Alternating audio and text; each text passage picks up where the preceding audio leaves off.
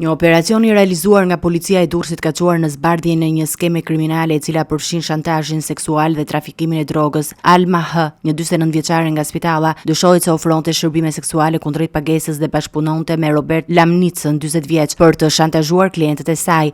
Pasi realizoheshin takimet intime, ata i kërcononin klientët me thikë dhe detyronin të paguanin shuma të konsiderueshme parash. Sipas hetimeve, në një rast të dokumentuar, Alma dhe Lamnica i morën një klienti 65.000 lekë pas kërcënimit me publikimin e fotove intime të tij. Robert Lamnica kishte bërë gjithashtu foto kompromentuese të klientëve, të cilët përdoreshin si presion për t'i detyruar ata të paguanin. Gjatë hetimeve u konstatua se Alma H kishte ndërtuar një sistem shantazhi të bazuar në kërcënimin e klientëve me publikimin e fotografive intime nëse ata nuk paguanin. Skema e shantazhit përfshinte një marrëdhënie të rrezikshme ku klientët kërcënoheshin përmes kërcënimeve fizike dhe emocionale. Hetimi i policisë ka çuar në arrestimin e Alma H dhe Robert Lamnicës, ndërkohë që në një aksion të zhvilluar më tej u arrestua dhe 21 vjeçari Armand Hysa, i cili ishte kapur me drogë të llojit kokainë të ndarë në doza të gatshme për shitje. Në operacionin e zhvilluar u sekuestruan mjeti prerës që përdorej nga Alma H dhe bashkëpunëtorët e saj për të kërcënuar dhe shantazhuar klientët. Prokuroria ka nisur hetim të thedhuar për zbardhjen e të gjithë veprimtarisë kriminale dhe për identifikimin e personave të tjerë të shantazhuar.